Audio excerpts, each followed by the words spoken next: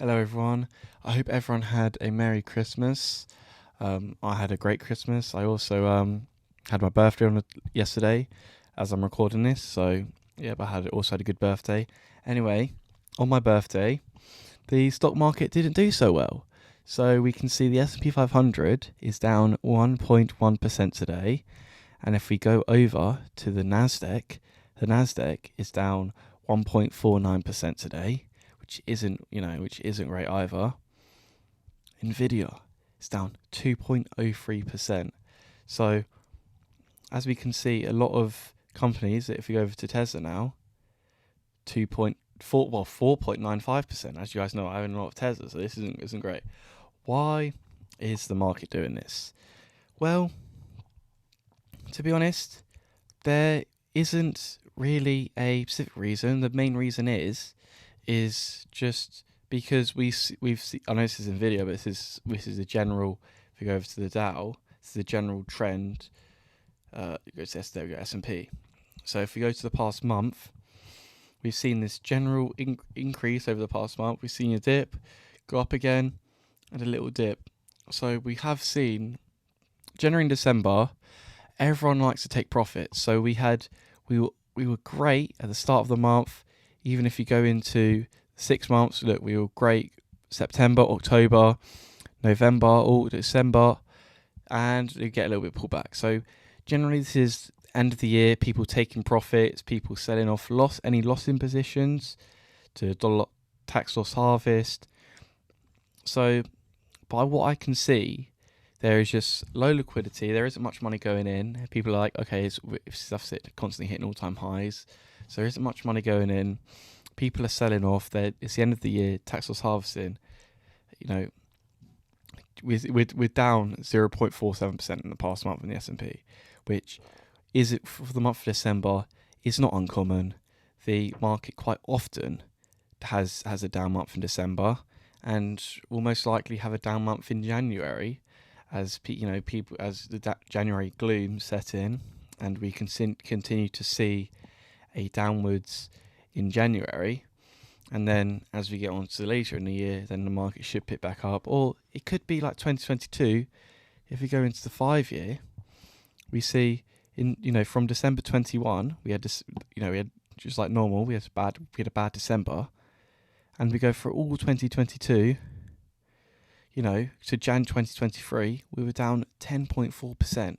So we honestly, after the high we've had here, go all this run up, we could see a repeat of 2022. None of this in this video should be taken as financial advice.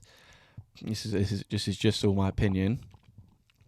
But a lot of this hype is pre-pricing in Trump's presidency. Now we will have 4 years of Trump's presidency, and I don't think it's priced in all 4 years. It will have priced in the initial bump that Trump will get in. Obviously, we've seen him bring in lots of money to the US. Just recently, he had a deal with a very large investor saying, "Oh, can you invest 100 billion into US?" And that was his plan. And then he just sprung on him. "Oh, can you double it to 200 billion?" So yeah, there is a lot of money thanks to Trump that is getting injected into the US economy. Companies are investing into the US. I know Tesla is continuing to invest and I mean they were going to do that regardless of the Trump presidency. Trump hasn't suddenly made Tesla invest more, but Tesla were already going to do it. But it's just made it easier for them to continue to do it because Tesla had an incentive previously before the Trump presidency they were building a plant in Mexico because of cheaper labor. Now, because of the tariffs that Trump's going to go to implement or says he's going to implement, Tesla have had more of a incentive to just go, we're going to just expand our US capacity, which they were going to do anyway, but they're going to do it by more figure and more force, and they're going to put their Mexico plant on the back burner because it will be hit with loads of tariffs, which is good for American workers. It's arguably whether or not it's going to be good. It's going to affect Tesla's profits. I think it will be fine. I mean, it's hard to say. It's hard to say. Right now, overall, a Trump presidency has more benefits to Tesla than drawbacks. Obviously, that is a slight drawback that they can't get cheaper labor in Mexico and then import the cars for a lower price. But just in the regulation aspect of Elon Musk, and if Elon Musk, with the full self-driving cars, a lot of the regulation will be getting cut under the Trump presidency. So ultimately, should you worry about this 1% pullback?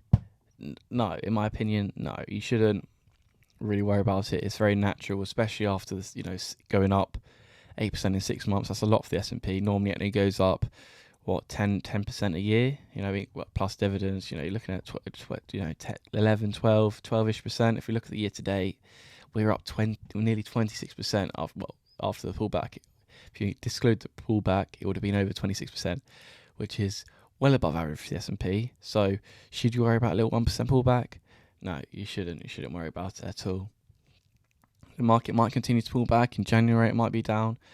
But ultimately, I think personally, in my opinion, the best thing you can just do is just dollar cost into the market. That's what I do. I just buy whenever I have money, whenever I have free money that I can. If I suddenly lost and the market went to zero, it wouldn't affect me. So that's what I've been doing. That's what I'm going to continue to do.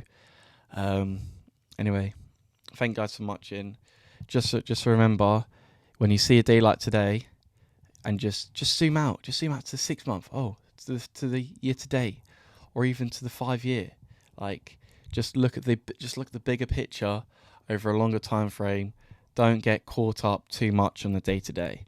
Anyway, thank you guys for watching. That's it with me today. Make sure to like, subscribe, and comment down below. And I'll see you in the next one. Goodbye.